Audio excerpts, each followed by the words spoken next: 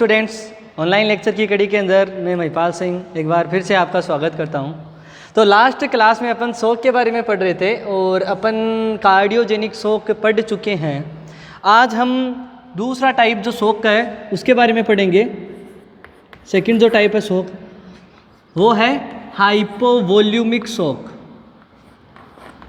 Hypovolaemic शौक। देखो, जो सबसे most common type of shock है वो है hypovolaemic shock, even in adults और इन चिल्ड्रंस। मतलब सबसे जो most common type of shock है, ये most common type of shock. सबसे मोस्ट कॉमन जो शॉक होता है वो हाइपोवॉल्यूमिक शॉक होता है। ब्लड की या प्लाज्मा की वॉल्यूम कम होने की वजह से ये शॉक होता है। चिल्ड्रंस के अंदर भी ये most common type of shock होता है। Most common type of shock होता है। भाई एडल्ट में अपन ने बात किया कि दिल तो बड़ों का ख़राब होता है, बच्चों का नहीं होता। तो एडल्ट के अंदर अपने देखा कार्डियोजेनिक शॉक। बच्चों के अंदर ये शॉक क्यों होता है सबसे ज़्यादा, इसके बारे में बात करते हैं अपन। देखो, हाइपोवॉल्यूमिक मतलब डिक्रीज वॉल्यूम, जो इवन ब्लड वॉल्यूम या प्लाज्मा वॉल्यूम, मतलब बॉडी जो फ्लूइड वॉल्यूम है वो क्या हो गई, डिक्रीज हो चुकी है। प्लाज्मा जो वॉल्यूम है वो क्या है, डिक्रीज हो चुकी है। ये क्या हो चुकी है, डिक्रीज हो चुकी है। इस वजह से क्या हुआ, बॉडी के अंदर अगर फ्लूइड ही नहीं होगा तो हार्ट पंप किसको करेगा। अगर हार्ट पंप नहीं करेगा तो जो टिश्यू है या सेल्स है या ऑर्गन्स है उनके पास ब्लड सप्लाई कैसे होगी, कैसे उनके पास ऑक्सीजन सप्लाई होगी। और जब ब्लड सप्लाई कम होगी तो इस्चीमिया आप देखोगे, हाइपोक्सिया आप देखोगे। इसके अलावा आपको टिश्यू परफ्यूजन कम देखने को मिलेगा। अब देखो इसका कारण क्या क्या हो सकता है। इसका कारण क्या हो सकता है, देखो अगर बच्चों के अंदर अपन बात करें क्या कारण है, हाइपोवॉल्यूमिक शॉक के बारे में ही बात कर रहे हैं अपन। वॉल्यूम कम हो चुकी है भाई साहब, होद के अंदर अब पानी बचा ही नहीं है। मोटर कितनी चलो, मोटर जल जाएगी फिर। तो यहाँ पे क्या हो रहा है, वॉल्यूम जो ब्लड का लॉस हो रहा है। मतलब एक तो हो सकता है इसका कारण जो रीजन है या कोज है वो क्या हो सकता है, ब्लड लॉस से। ब्लड लॉस कैसे होता है, हेमरेज से।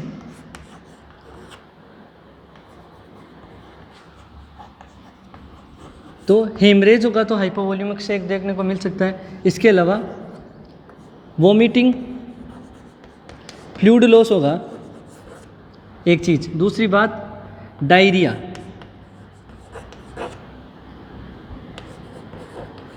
Vomiting, diarrhoea, dehydration.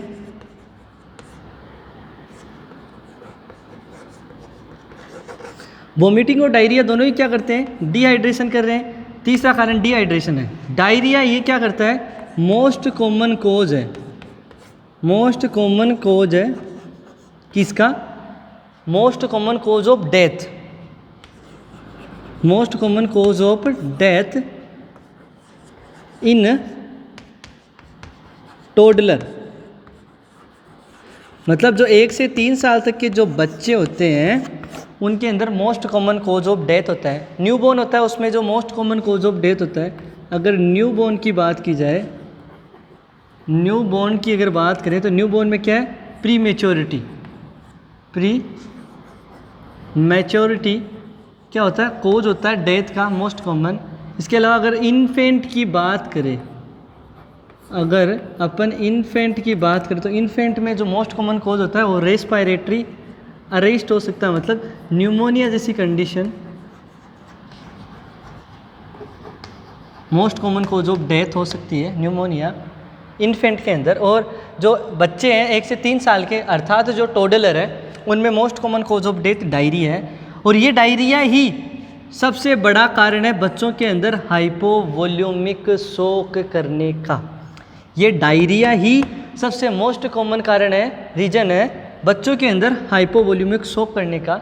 शॉक उस कंडीशन में होगा जब बॉडी में फ्लूइड का लॉस होगा। वो हेमरेज से हो सकता है, वोमिटिंग से हो सकता है, डायरिया से हो सकता है, डिहाइड्रेशन से हो सकता है। एक कंडीशन है डायबिटीज़ मेलाइटस और डायबिटीज़ इंसिपिडस, इनमें पोलीयूरिया होता है। और पोलीयूरिया से मतलब फ्लूइड का ज़्यादा लॉस हो रहा है। पोलीयूरिया मतलब 2000 ml से ज़्यादा अगर आपको देखने को मिल रहा है, 2000 ml से ज़्यादा अगर फ्लूइड का लॉस देखने को मिल रहा है, वो पोलीयूरिया। नॉर्मली अपन देखते हैं कि जो यूरिन के थ्रू ब्लड फ्लूइड लॉस हो रहा है वो 400 से 1500 ml के आसपास हो सकता है। मतलब फ्लूइड लॉस होता है वो 400 से 1500 के आसपास हो सकता है। नॉर्मल अपन 1500 मानते हैं, प्लस माइनस 500 कर सकते हैं। 1500 मानते हैं, प्लस माइनस 500 कर सकते हैं कि 1000 भी हो सकता है और 2000 भी हो सकता है। इससे ज़्यादा वो पोलीयूरिया ही माना जाएगा। 2500 वाला तो एब्सोल्युटली पोलीयूरिया ही है। 400 से कम है तो ओलिगोयूरिया, 150 होते हैं तो और एक्सट्रीमली ओलिगोयूरिया 50 ml से कम है तो, या 30 से 50 ml के बीच में है तो वो है एन यूरिया की कंडीशन। बच्चे के अंदर न्यूबॉर्न में माने या न्यूबॉर्न इन्फेंट में माने तो 0.5 ml पर kg पर होवर, इससे कम अगर यूरिन आउटपुट हो रहा है तो वो क्या है, ओलिगोयूरिया कंडीशन होती है। ये बात की, इसके अलावा ये जो सारे कारण हैं जिसमें ब्लड का लॉस हो रहा है या फ्लूइड का लॉस हो रहा है, या जैसे डेंगू के अंदर क्या होता है, प्लाज्मा का लीकेज होता है। प्लाज्मा का क्या होता है, लीकेज होता है, जिसकी वजह से क्या हो रहा है, बॉडी का प्लाज्मा लॉस हो रहा है और जो वॉल्यूम है वो डिक्रीज हो रही है। तो इस वजह से भी अपन को देखने को मिल सकता है हाइपोवॉल्यूमिक शॉक। इसके अलावा बर्न में भी क्या होता है, फ्लूइड का लॉस होता है। तो बर्न में भी आपको हाइपोवॉल्यूमिक शॉक देखने को मिल सकता है। किसमें, बर्न के अंदर। बर्न के अंदर भी आपको हाइपोवॉल्यूमिक शॉक देखने को मिल सकता है। ये वह हाइपोवॉल्यूमिक शॉक का कारण। अब हाइपोवॉल्यूमिक वॉल्यूम कम है तो आपको जो हार्ट रेट है वो बढ़ी हुई देखने को मिलेगी, जबकि बीपी होगी वो आपको घटी हुई देखने को मिलेगी। रेस्पिरेटरी रेट, ऑक्सीजन सप्लाई कम हो रही है क्योंकि ब्लड सप्लाई कम है, तो रेस्पिरेटरी रेट भी आपको बढ़ी हुई देखने को मिलेगी। पल्स होगी वो कैसी होगी, रैपिड पल्स होगी, लेकिन ब्लड की क्वांटिटी कम होने से, अमाउंट कम होने से वो पल्स कैसी होगी, वीक पल्स होगी। या इसको क्या बोल सकते हैं, 3D पल्स, मतलब धागे जैसी पल्स, या फिर इसको वायरी पल्स भी बोल सकते हैं। वायर जैसी पल्स देखने को मिलेगी। ठीक है, रेस्पिरेटरी रेट बढ़ी हुई देखने को मिलेगी और आपको हाइपोक्सिया देखने को मिलेगा। टिश्यू परफ्यूजन डिक्रीज देखने को मिलेगा। क्या, टिश्यू परफ्यूजन, ये भी डिक्रीज देखने को आपको मिलेगा। ठीक है, तो ये बात हुई अपनी इस बारे में। इसके बाद में अपन बात करते हैं, हाइपोवॉल्यूमिक की बात कर ली। हाइपोवॉल्यूम मतलब वॉल्यूम का लॉस होने की वजह से शॉक हो रहा है। क्या क्या कारण थे, वोमिटिंग हो सकता है, डायरिया हो सकता है, डिहाइड्रेशन हो सकता है, हेमरेज हो सकता है। इसके अलावा बर्न हो सकता है, डायबिटीज़ मेलाइटस हो सकता है, डायबिटीज़ इंसिपिटस हो सकता है और डेंगू हो सकता है। जहाँ जहाँ के फ्लूइड का लॉस हो रहा है वो सारी चीज़ें आपको मैंने बता दी। तो ये कारण थे और ये साइन सिम्टम्स थे। आगे वाला जो शॉक पढ़ेंगे हाइपोवॉल्यूमिक के बाद में, वेजोडाइलेशन की वजह से होने वाला शॉक। कोई भी कारण जो वेजोडाइलेशन कर रहा है उसकी वजह से शॉक हो रहा है।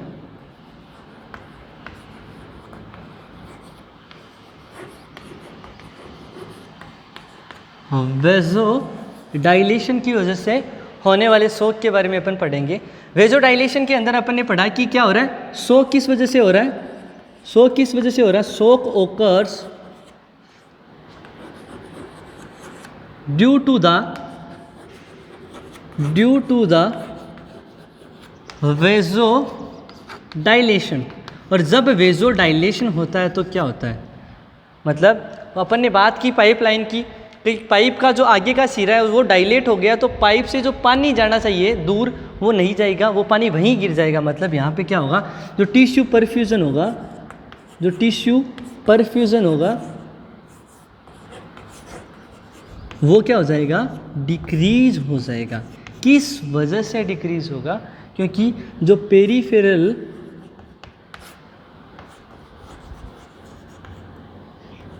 जो आर्टीरियल प्रेशर है,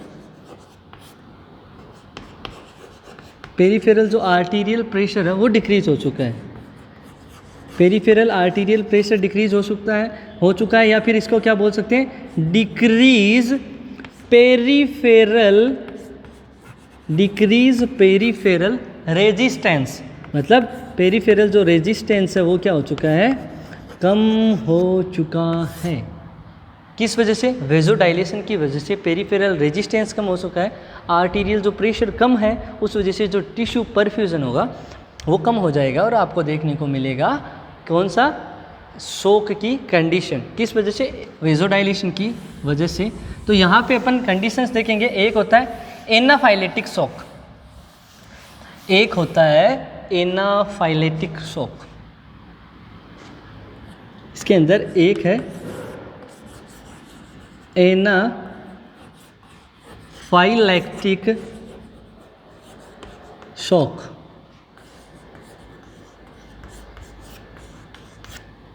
तो एनाफाइलेटिक अगर शॉक की अपन बात करें, एनाफाइलेक्टिक शॉक की अगर अपन बात करें, क्या हो रहा है यहाँ पे, एनाफाइलेक्टिक रिएक्शन हो रही है। क्या हो रहा है, एनाफाइलेक्टिक रिएक्शन हो रही है, और वो रिएक्शन क्या कोज करती है, वो कोज क्या करती है, वेजोडाइलेशन वो करेगी, वेजोडाइलेशन। और वेजोडाइलेशन की वजह से वही पेरिफेरल रेजिस्टेंस कम हो गया और टिश्यू परफ्यूजन कम हो जाएगा। अब देखो एनाफाइलेटिक क्या होता है, एक प्रकार की क्या होती है, हाइपर सेंसिटिविटी रिएक्शन है। टाइप फर्स्ट जो हाइपर सेंसिटिविटी रिएक्शन है,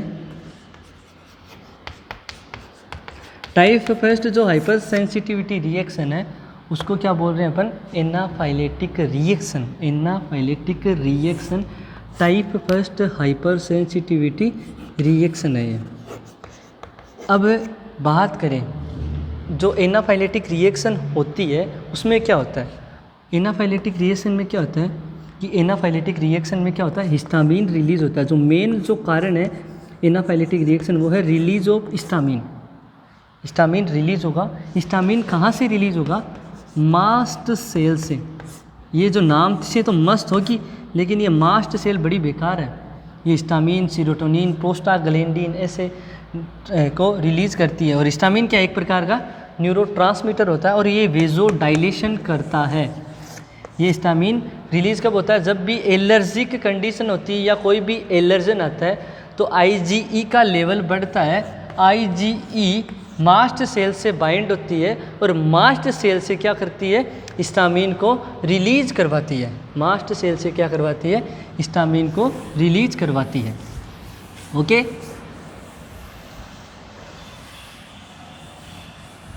तो क्या होता है जब कभी भी कोई भी एलर्जिक रिएक्शन हो, एलर्जिक रिएक्शन हो, एलर्जिक रिएक्शन होती है तब तो आईजीई का लेवल बढ़ता है। इम्यूनोग्लोबुलिन है आईजीई, ये जो आईजीई है ये इम्यूनोग्लोबुलिन है, इसका लेवल बढ़ेगा, इसका लेवल बढ़ेगा और ये बाइंड होगी मास्ट सेल से, हिस्टामिन का रिलीज कराएगी। एलर्जिक रिएक्शन कब होती है, जब या तो एलर्जन हो, एलर्जन कोई भी हो सकता है, चाहे वो हनी बी हो, हनी बी हो मतलब मधुमक्खी हो, हनी बी बाइट होता है, मधुमक्खी जब काटती है तो ऐसा देखने को मिल सकता है आपको। पोलेन ग्रेन की वजह से भी देखने को मिल सकता है, लेकिन वो रेस्पिरेटरी मेन होगा, पोलेन ग्रेन की वजह से, पराग कणों की वजह से ऐसा देखने को मिल सकता है। इसके अलावा मेडिसिन एलर्जिक रिएक्शन कोज कर सकती है, ड्रग्स जो कि क्या है मेडिसिन, मेडिसिन क्या कर सकती है, एलर्जिक रिएक्शन कोज कर सकती है। देखो एलर्जिक रिएक्शन होती है मतलब कोई ड्रग क्या कर रही है, एबनॉर्मल रिएक्शन कर रही है, एबनॉर्मल रिएक्शन करेगी, जिससे क्या होगा उसका थेराप्यूटिक जो एक्शन है उससे कोई मतलब नहीं है। यहाँ पे वो ड्रग क्या करेगी, एलर्जिक रिएक्शन करेगी, थेराप्यूटिक जो उसका पर्पज़ है उससे इसका कोई मतलब नहीं होता। ये ड्रग क्या करती है, एंटीजन की तरह काम करती है और अपनी बॉडी इसके खिलाफ एंटीबॉडी बनाती है, अपनी बॉडी इसके खिलाफ एंटीबॉडी बनाती है। ठीक उसी प्रकार से IgE के खिलाफ भी बॉडी एंटीबॉडी बनाएगी। और ये सब type first hyper sensitivity reaction के अंदर मोस्टली होता है और कोज था हिस्टामिन का रिलीज होना जो कि वेजोडाइलेशन करता है। हिस्टामिन रिलीज क्यों हुआ, या तो कोई एलर्जन की वजह से, ये एलर्जन हो सकता है, या फिर कोई एलर्जिक ड्रग्स हो सकती है। ड्रग्स के अंदर अपन बात करें कि कौन सी ड्रग्स ये कोज करती है, तो उसके अंदर जो ड्रग्स आती है, एक आती है लिग्नोकेन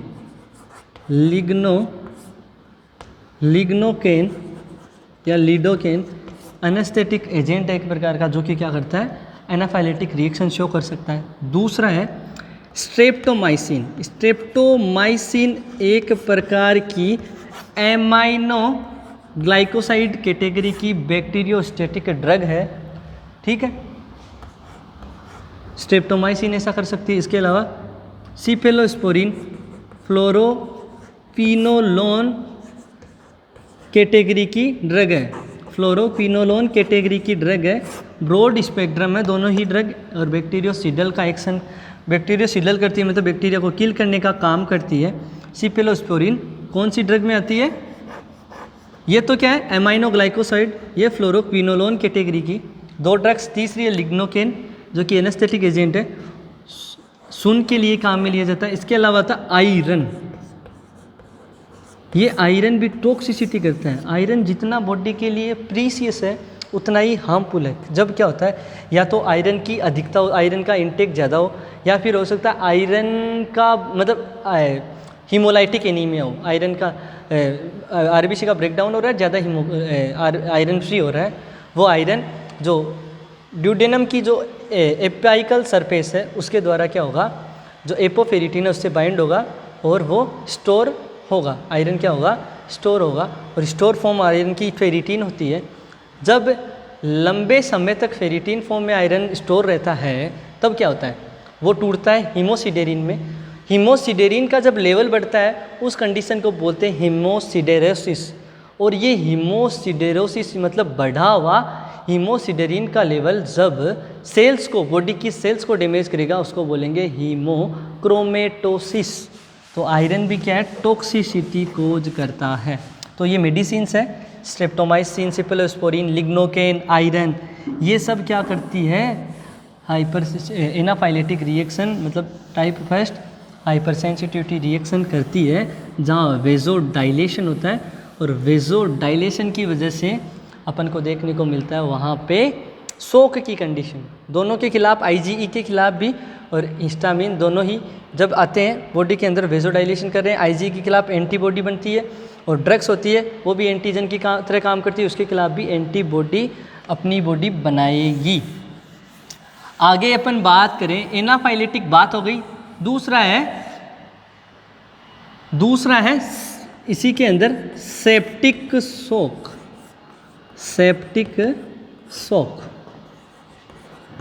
सेप्टिक शॉक के अंदर क्या है, मतलब जब कभी भी किसी के भी इन्फेक्शन या सेप्सिस हुआ, इट मीन्स क्या हुआ, कोई माइक्रो ऑर्गेनिज्म की वजह से हुआ है। और वो माइक्रो ऑर्गेनिज्म क्या करता है, एंडोटॉक्सिन रिलीज करता है। वो माइक्रो ऑर्गेनिज्म है, जो भी माइक्रो ऑर्गेनिज्म मतलब जो भी पॉजिटिव माइक्रो ऑर्गेनिज्म है जो डिजीज़ कोज कर रहा है, सेप्सिस या इन्फेक्शन कोज कर रहा है, उसकी वजह से क्या हो रहा है, वो माइक्रो ऑर्गेनिज्म एंडोटॉक्सिन रिलीज करता है। एंडोटॉक्सिन रिलीज करता है, और एंडोटॉक्सिन रिलीज होगा, इस वजह से क्या होगा, बॉडी के अंदर हिस्टामिन का लेवल बढ़ेगा, हिस्टामिन रिलीज होगा।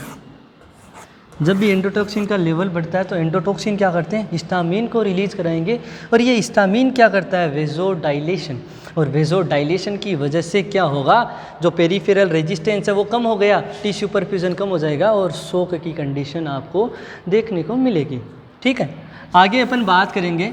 यहाँ पे तो छोटा सा था कि क्या हुआ, सेप्सिस या इन्फेक्शन हुआ, इन्फेक्शन की वजह से वहाँ पे वो जो माइक्रो ऑर्गेनिज्म है वो एंडोटॉक्सिन रिलीज़ करते हैं। एंडोटॉक्सिन जब रिलीज़ होता है तो इसकी वजह से हिस्टामिन का रिलीज़ होता है, और जब कभी भी हिस्टामिन रिलीज़ होएगा तब क्या होगा, वेजोडाइलेशन होगा।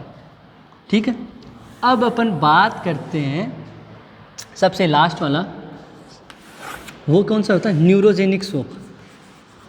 न्यूरोजेनिक शॉक, न्यूरोजेनिक शॉक के बारे में बात करेंगे। न्यूरोजेनिक शॉक क्या होता है, न्यूरोजेनिक मतलब नर्व की वजह से शॉक की कंडीशन। यहाँ तो क्या हो रहा है, इंजरी हो रही है नर्व में, मतलब यहाँ पे स्पाइनल कॉर्ड की इंजरी हो सकती है, नर्व की इंजरी के अंदर नर्व क्या आ रहा है, इंजरी हो रही है किसकी, नर्व की, नर्व की इंजरी की वजह से शॉक की कंडीशन आ रही है। नर्व की इंजरी हो गई, क्या होता है, जैसे मान लिया स्पाइनल कॉर्ड इंजर्ड है, स्पाइनल कॉर्ड की कोई इंजरी है जिसकी वजह से क्या हो गया, जिसकी वजह से दो चीज़ तीनों कंडीशन हो सकती है। एक तो हो सकता है वेगल स्टिमुलेशन, वेगस नर्व है, 10th जो क्रेनियल नर्व है, जो मिक्स क्रेनियल नर्व है, जो कि लार्जेस्ट क्रेनियल नर्व है, वो वेगल नर्व क्या हो जाएगी, स्टिमुलेट जब वेगस नर्व होगी तो इसकी वजह से क्या होगा, सिर्फ डाइजेस्टिव सिस्टम तो क्या होगा, हाइपर एक्टिव, जो पेरिस्टाल्टिक, जो पेंडुलर, जो रिदमिक सेगमेंटल मूवमेंट है वो तो बढ़ जाएंगे। इसके अलावा पूरी बॉडी क्या हो जाएगी, स्लो हो जाएगी, और पूरी बॉडी जैसे ही स्लो हो जाएगी तो स्लो होने पर क्या होगा, पूरी कार्डियक जो आउटपुट है वो भी तो कम ही होगा, क्योंकि कार्डियक कॉन्ट्रैक्टिबिलिटी वो कम होगी, बॉडी स्लो है मतलब हार्ट रेट भी कम हुई है, कार्डियक जो इजेक्शन फ्रैक्शन है वो भी कम होगा, कार्डियक कॉन्ट्रैक्टिबिलिटी भी कम होगी, ये सब चीज़ें क्या होगी, कम होगी, और ये सब कम होते हुए कार्डियक आउटपुट को कम करेगी, जिससे वापस जो पैथोफिजियोलॉजी अपन पढ़ रहे थे कि कार्डियक आउटपुट कम है, अमाउंट कम पहुंच रही है, इस्चीमिया हुआ, हाइपोक्सिया हुआ, टिश्यू परफ्यूजन कम हुआ और शोक की कंडीशन अराइज हो गई। ठीक है, तो ये सब क्या होगा, नर्व की वजह से, वेगल स्टिमुलेशन की वजह से। एक दूसरा वेगस स्टिमुलेशन से मतलब सिर्फ नर्वस सिस्टम, डाइजेस्टिव सिस्टम तो हाइपर एक्टिव हुआ और पूरी बॉडी स्लो हो गई। दूसरी कंडीशन थी यहाँ पे क्या, जैसे नर्व इंजरी हो गई, नर्व इंजरी की वजह से आपको पैराप्लेजिया पैरालाइसिस होता है। पैरा का मतलब जो लोअर एक्सट्रीमिटीज़ है आपकी, लोअर जो एक्सट्रीमिटीज़ है उसके अंदर पैरालाइसिस हो गया। इसके अलावा क्वाड्रीप्लेजिया मतलब दोनों जो एक्सट्रीमिटीज़ है, बोथ एक्सट्रीमिटीज़ के अंदर पैरालाइसिस हो गया। ठीक है, इन दोनों के अंदर क्या होता है, जब भी ये ऐसा होगा, पैरालाइसिस होगा, तो क्या होगा, जो पेरिफेरल रेजिस्टेंस होगा वो डिक्रीज हो जाएगा, जो पेरिफेरल रेजिस्टेंस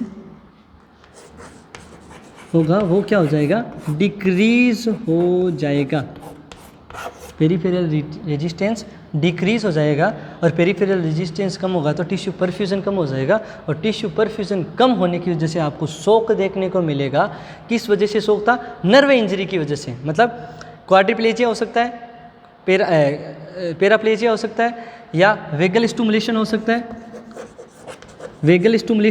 है, या फिर स्पाइनल कॉर्ड इंजरी हो सकती है। ये सब तो क्या है, कारण है, स्पाइनल कॉर्ड इंजरी, ये तो सब कारण है इसके। अब इसमें साइन सिम्टम्स क्या देखने को मिलेंगे आपको, जो आपकी एक्सट्रीमिटीज़ है वो पिंक हो जाएगी, वार्म हो जाएगी, और जो डिस्टल एक्सट्रीमिटीज़ है वो आपको कूल देखने को मिल सकती है। इसके अलावा आपको क्या देखने को मिलेगा, इसकी वजह से आपको जो हाइपोटेंशन देखने को मिलेगा। तो ये तो हुआ तीनों टाइप के अपने शॉक। सबसे महत्वपूर्ण था कार्डियोजेनिक शॉक। अब आगे अपन बात करते हैं, साइन सिम्टम्स वो सभी कॉमन रहने वाले हैं। अब अपन बात करते हैं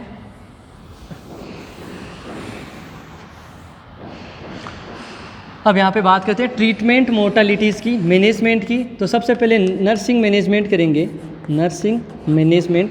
तो यहाँ पे पेशेंट को अपन पोजीशन देंगे ट्रेंडलनबर्ग,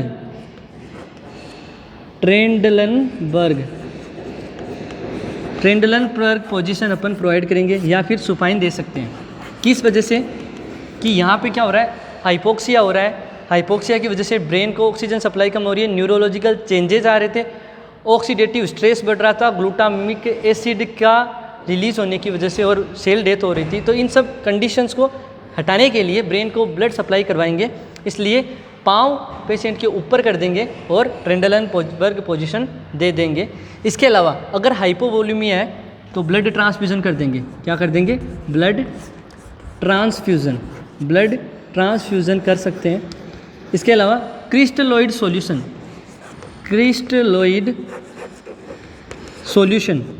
अर्थात RL सॉल्यूशन, रिंगल लैक्टेट देंगे, जिसको अपन हर्टमान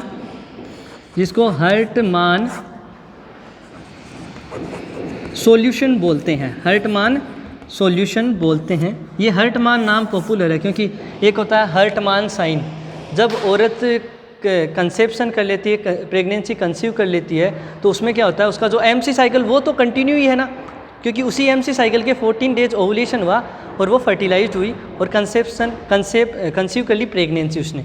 तो इसमें क्या होगा, जो इम्प्लांटेशन हो रहा है, इम्प्लांटेशन होता है 6 डे से शुरू और 12th डे पे कंप्लीट हो जाता है, 10th डे मेनली माना जाता है। तो अगर उससे जोड़ा जाए, मतलब ओवुलेशन 14 दिन हुआ, 14 के अंदर अपन ने वो जोड़े 8 या 12 दिन जोड़े, मतलब 6 से जो 12 दिन है इम्प्लांटेशन के, वो बीच के दिन जोड़े, तो अपने पास आता है 23 से 26 दिन या 23 से 25 दिन। तो ये जो 23 से 25 दिन होता है, इस समय क्या होता है, जो 23 से 25 दिन होता है, इस समय क्या होता है, जो स्पाइरल आर्टेरियोल्स है उनको विलाइज होती है, वो क्रॉस करती है। स्पाइरल आर्टेरियोल्स होती है, उनको विलाइज क्रॉस करती है। विलाइज अपन ने पढ़ा नहीं होगा, OBG में पढ़ते हैं कि प्राइमरी विलाई, सेकेंडरी विलाई और टर्सरी विलाई। प्राइमरी विलाई 13वें दिन बनती है, मतलब कब बनी, 13वें दिन, दूसरी सेकेंडरी 16वें दिन और टर्सरी 21st डे।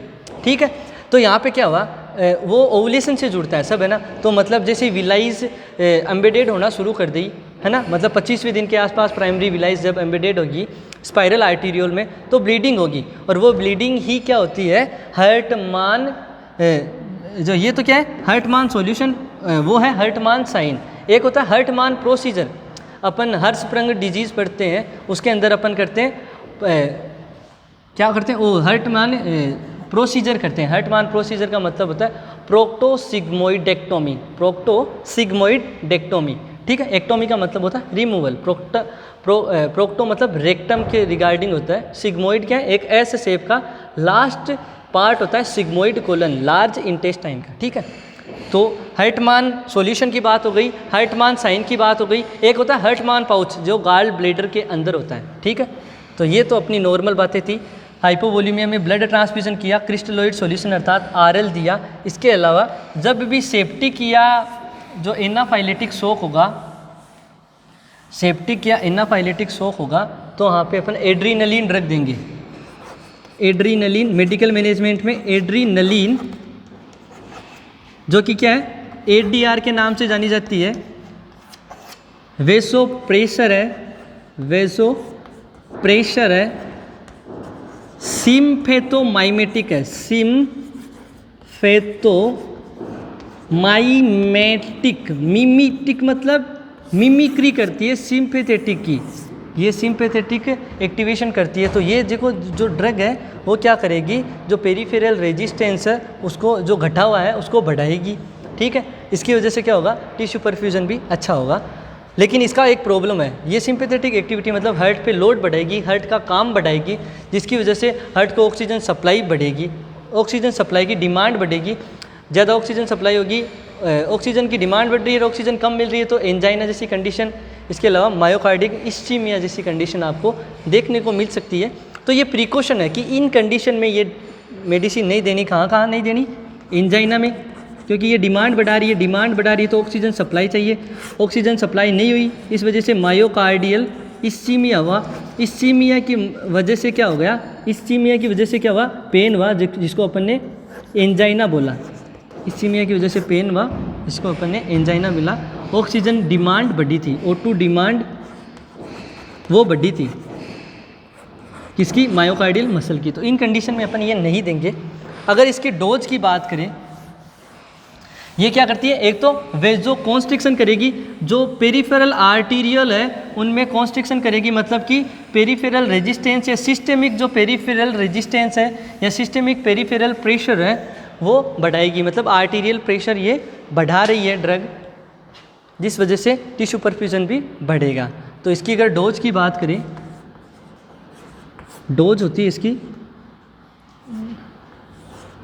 0.0014 तक, 0.0014 तक इसकी डोज होती है पर केजी बोल सकते हैं। एक 70 kg के जो व्यक्ति है उसके अंदर ये इसकी डोज होती है, ठीक है। मतलब ये जो इसकी नॉर्मल डोज है 0.1 से लेके 0.0014 माइक्रोग्राम पर केजी होती है, जो एक 70 किलो का आदमी है उसके लिए बताई गई है। इस ड्रग में एक और अच्छी चीज़ है कि जब ये ड्रग जिस वजह से दे रहे हैं वो अगर थेराप्यूटिक अपन को इफेक्ट नहीं मिल रहा तो हम 3 से 5 मिनट के अंतराल से वापस इस ड्रग को एडमिनिस्टर कर सकते हैं। और एनाफाइलेटिक जो शॉक होता है, जो फाइलेटिक शॉक होता है उसके अंदर ये ड्रग SC देते हैं, सब क्यूटेनियस अपन एडमिनिस्टर करते हैं। तो ये ध्यान रखना है। इसके अलावा कोई भी एल्केलाइन फ्लूइड है, एल्केलाइन मेटल है या एल्केलाइन चीज़ है, उसके साथ कभी भी ये ड्रग नहीं देनी, ये नर्सिंग रिस्पॉन्सिबिलिटी है। और इसके अलावा अगर बात करें अपन कार्डियोजेनिक शॉक वगैरह की या कॉमन जो ड्रग जो कि यूज की जाती है शॉक के अंदर, वो है डोपामाइन। डोपामाइन एक प्रकार से क्या है, न्यूरोट्रांसमीटर है ये। ये डोपामाइन देते हैं, डोज होगी 20 माइक्रोग्राम पर केजी, 20 माइक्रोग्राम याद रखना आप। तो 20 माइक्रोग्राम डोज अल्टर्ड हो सकती है। 20 माइक्रोग्राम डोपामाइन की डोज होगी। कब देंगे, इस कैटेगरी में एक डोबूटामाइन भी आती है, लेकिन वो इसलिए नहीं देते क्योंकि डोबूटामाइन हमेशा कॉन्ट्रा इंडिकेटेड है जब बीपी कम होती है। बीपी कम होती है तो वो नहीं दे सकते, उसके लिए बीपी अच्छी होनी चाहिए। और डोपामाइन तब देते हैं जब बीपी लेस देन 100 mmHg, जब systolic BP less than 100 mmHg होती है या 70 से 100 के बीच में होती है, तो इसके अंदर अपन ये डोपामाइन दे सकते हैं। ये भी क्या कर रही है यहाँ पे, सिस्टोलिक और डायस्टोलिक बीपी को सही रख रही है, और जो एड्रेनलिन है वो सिस्टोलिक और डायस्टोलिक जो बीपी है उसको बढ़ाने का काम करती है। तो इससे क्या होगा, ये सब क्या करती है दोनों ही ड्रग।